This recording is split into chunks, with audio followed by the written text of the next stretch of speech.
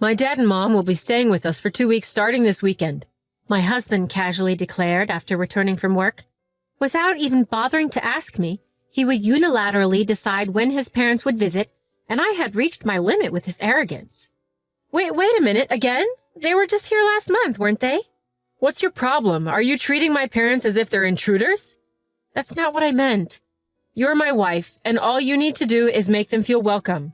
My husband treats me like a housemaid. It seems like he didn't care about how I felt. I can't bear this kind of life anymore.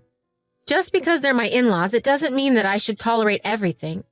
I'm definitely going to escape from this situation. My name is Judy. I'm 30 years old. 3 years ago, I married my coworker and resigned from my job when we got married. I want you to be a full-time housewife and support family, my husband asked me, so I became a homemaker. 2 years after we got married, I became pregnant.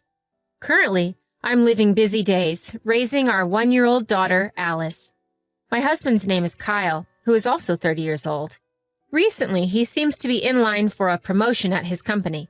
Due to this, he's been working a lot of overtime and weekend shifts, so we seldom have time as a family.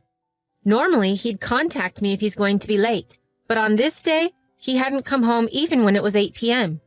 I became worried and texted him, but there was no response. After waiting anxiously, he finally came home just after midnight. You're still up. Why didn't you respond even once? I messaged you so many times. I couldn't help it, right? I was doing overtime. Overtime? No matter how busy you are, couldn't you at least send a single text saying, I'm doing overtime and will be late? I was worried because there was no response from you at all. Judy, you're being overly dramatic. Stop making such a fuss just because I got home a little late. What's with that tone? I was worried about you. It seemed my worries are not reaching him at all. Kyle just responded with the flat, yeah, sorry about that, and headed to the bathroom. He wasn't always like this. The changes in Kyle began after our daughter was born a year ago. That being said, I believe Kyle was genuinely happy about Alice's birth. Although he wasn't present during the delivery, he came to the hospital right after she was born. Both sets of parents were delighted, and I still remember how truly happy we were. The following month after Alice's birth, the in-laws came to stay with us, and they stayed for 2 whole weeks. I was exhausted, mentally and physically, from my single-handed newborn baby care, but Kyle decided to invite the in-laws without consulting me. Of course, I firmly protested. But Kyle persisted. My folks just want to see their grandchild. He didn't care about my opinions. Whenever I showed any signs of displeasure, he would respond with even more irritation. And he would always spit out the same line. Are you treating my parents like they're in your way? He said. That was the trigger. And from that point on, the in-laws began to stay at our house for 2 weeks, almost every month. While they played with Alice, they did not lift a finger to help with household chores. I was the only one who had to take care of their laundry, meals, and everything on top of looking after Alice. Kyle was often coming home late due to overtime and away working on weekends, so dealing with his parents fell entirely onto me. The additional burden was unbearable, as I was already overwhelmed with taking care of Alice. Nevertheless, that day, Kyle casually announced, "Oh, by the way, my folks are coming to stay again this weekend." Wait a minute, again? They were just here last month. What, are you treating my parents like they're in the way? That's not what Anyway, you're my wife, and you should host them nicely. Kyle never agreed with my opinions, and my frustrations kept piling up day by day. But thinking of my little daughter, I couldn't just leave him. At that time, all I could do was silently accept what he said. A few days later, as usual, my husband left for work, and the doorbell rang just after 10 a.m. Here they are again. Considering Kyle is at work, it would be nicer if they could at least come late in the afternoon or even in the evening. Holding these grievances within, I opened the front door. Sure enough, there stood my in-laws. Somehow I managed to force a smile. Good morning, Father, Mother. Hey there, Judy. Here we are again. Where's little Alice? Let me hold her right away. Alice is in her room, but she just fell asleep. What? She's sleeping? Then I'll hold her. Wait a minute, dear. I'm the one who should hold her first. As they engaged in this banter, they barged into the house. They lifted Alice, sleeping peacefully in her crib, and started a tug-of-war over her. I tried to stop them. She's sleeping! But they paid no heed. Crying out over who gets to hold Alice, they ended up waking her up with the noise. And then, of course, Alice started crying. As soon as Alice started crying, the in-laws thrusted her back at me. Oh, she's crying again. This kid cries all the time, doesn't she? Yeah, really? Kyle didn't cry this much. Judy, are you sure you're giving her enough love? Of course I am.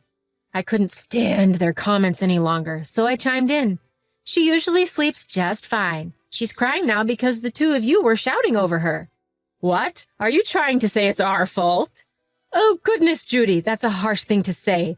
We're here trying to dote on our granddaughter, and instead of thanking us, you complain. I didn't mean to complain. It's just that... Now I've got a bad taste in my mouth. I'm feeling a bit peckish, too. Can you make us something?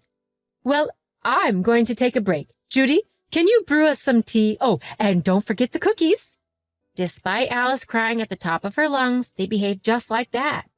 If they're hungry, they could eat outside. If they want tea, they could brew it themselves. Even though I thought that in my heart, I couldn't say it out loud. I stood in the kitchen holding my sobbing daughter and catered to my in-laws' demands. For the next 2 weeks, I was busy without a break. My in-laws, and of course, my husband, didn't help with the housework at all. Eventually, I couldn't bear it anymore, and the night my in-laws left, I complained to my husband. Hey, about your parents, can't they reduce the frequency of their visits a bit? What are you talking about? You're saying you don't like my parents coming? My husband immediately retorted, and I was taken aback. It's not that I dislike it, I just think they visit too often. Plus, staying for 2 weeks, that's way too long. It's just 2 weeks, isn't it? Besides, they don't come every month. Don't complain too much. My husband sighed deeply and didn't even try to make eye contact with me. Nothing was going to be changed for the better. I thought, and I pleaded with him again. Listen to me. Seriously. I'm busy taking care of Alice, and it's tough to also take care of your parents on top of it. Kyle, you don't even help me at all, and I've got too much on my shoulders. Huh? Don't talk like my parents are a burden. They're taking care of Alice, and I can't believe you can say such a thing. Taking care? As soon as Alice cries, they push her on to me. You're always like that, Kyle. Just doting on her when you're in a good mood, and you're not really caring for her. Give me a break. Do you realize who you and Alice are living off of? What? Why do you have to bring it up? I became a housewife because you wanted me to, Kyle. Shut up. Isn't it the fact that you're living off my money? Stop complaining and properly treat my parents. His loud shouting voice woke up Alice. Immediately, Alice started to cry, and he left the room with an annoyed look on his face. Why? How can he make such a face to his own daughter? It's his fault that Alice woke up in the first place, because he was shouting. Can't he help with housework and childcare just a little? I had nowhere to direct my anger and frustration, and tears welled up in my eyes. Hidden by the sound of my daughter's cries, I wept quietly. Even after that, my relationship with my husband didn't improve, and the days passed by. It had been a while. Around that time, I received a phone call from my mother who lives far away. Hello, Judy. Do you have any plans this weekend? No plans in particular. What's up? Well, actually, there's a funeral of a friend nearby. I haven't seen Alice for so long. I was thinking I'd like to visit. Really? I'd be so happy. Please come visit. Oh, I'm glad. If it's not too much trouble, could I possibly stay for one night? Of course. I'll let Kyle know. The unexpected news of my mother's visit filled me with joy. What should we eat? What should we talk about? I was filled with anticipation. But when I told my husband about my mother's visit when he got home, he returned an unexpected answer. Huh? What are you talking about? That's out of the question. Wait a minute. Why is it out of the question? This weekend, my mom and dad are coming over. We don't have room to accommodate your mother. I don't want to be bothered either. Huh? Your parents are coming again? Stop saying again. We should be grateful they're even coming. Huh? Grateful? What is he talking about? I don't see how this is something to be grateful for when it only adds to my burden. Normally, I would back down to avoid a fight, but I couldn't give in this time. I made up my mind and once again confronted him. Isn't it strange? Why is it fine for your parents but not for my mother? Huh? Well, of course the husband's parents come first. What? That's not fair. And the ratio is off. Your parents are here nearly every month, but my mother can't even come once a year? Since Alice was born, my mother hasn't seen her. Well, send her some photos or something. She doesn't need to come all the way. She's only coming because she has a funeral to attend. It's only for one night. Why do you always prioritize your parents so much? You're the worst. The words I blurted out, "You're the worst," seemed to have struck a nerve. He furrowed his brows and glared at me. You'd better watch out your attitude. I just meant just for one day we could have my mother. Enough. I'm the one paying for the rent, the groceries, all the living expenses. In other words, I get to decide who gets to come to this house. Shut up and do as I say, you parasite. At that moment, all the frustrations I had been suppressing exploded. All I asked was to host my mother for just one day. And yet, why do I have to be berated like this? And a parasite? Really?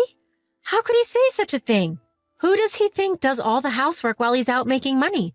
Enough is enough. I'll show him. It was at that moment that I decided to divorce my husband. To set an appropriate stage for it, just a little more patience was needed. I ended up explaining the situation to my mother and told her we couldn't host her. The weekend arrived and the in-laws came. My husband, unusually, had no work that day. Thanks for hosting us again, Judy. Is Alice awake yet? Yes, she's awake. Oh, what perfect timing. Let me hold her. Like always, the in-laws stormed into our house without any hesitation. My husband just sat there, grinning like a fool. While I was preparing some tea, my mother-in-law and husband approached me grinning. Judy, we always feel bad, but since we help look after Alice like this, you must be grateful, right? Absolutely. It's all thanks to Mom and Dad. Oh, by the way, Judy, this time they're staying for 3 weeks. That's fine. This will be the last time anyway. Upon hearing my reply, my husband and his parents let out a synchronized, "Huh?"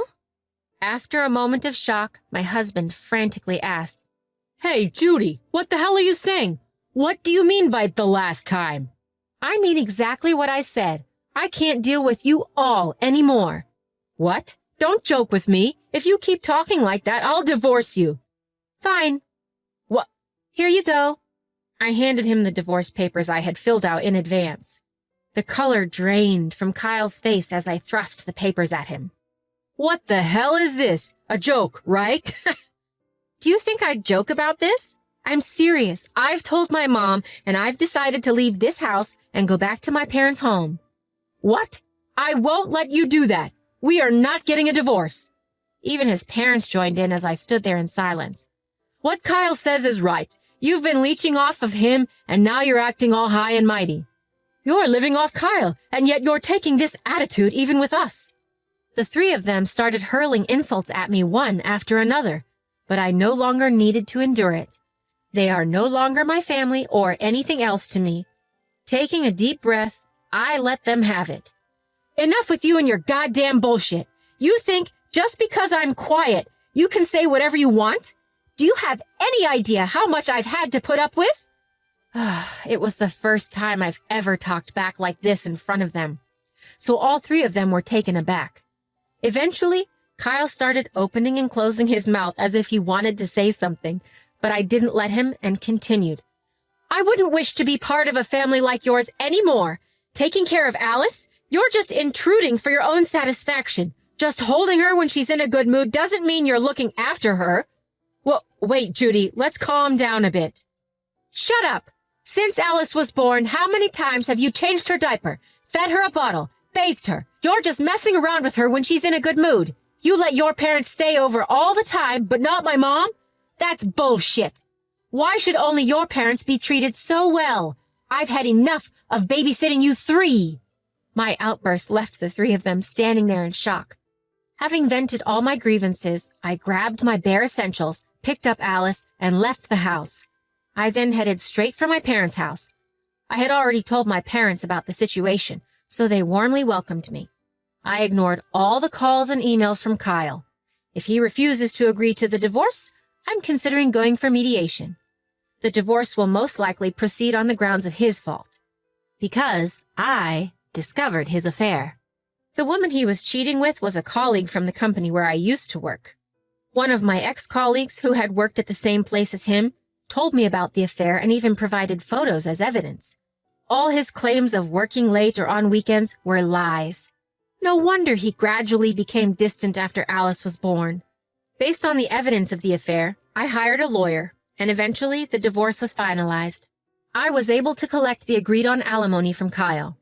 Of course, I reported the affair to our company, and both my ex-husband and his mistress were fired. Their relationship seemed to have quickly fizzled out due to this, and they parted ways. Having lost his job, and with the alimony payment creating a debt, I heard that he's now constantly being hounded by debt collectors. His parents, my former in-laws, who used to rely on him, are apparently now having a harder life than before. I don't have a shred of sympathy for them, since it's all a product of their own actions. As for me, I've been raising my daughter, with the support of my parents at our family home. There are tough times, sure, but thanks to my parents' help, we're managing to lead a peaceful life. My daughter is only a year old. There will come a day when she'll wonder about her father. When that day comes, I'll explain everything to her in words that she can understand. I plan to pour all the love I can into my daughter for as long as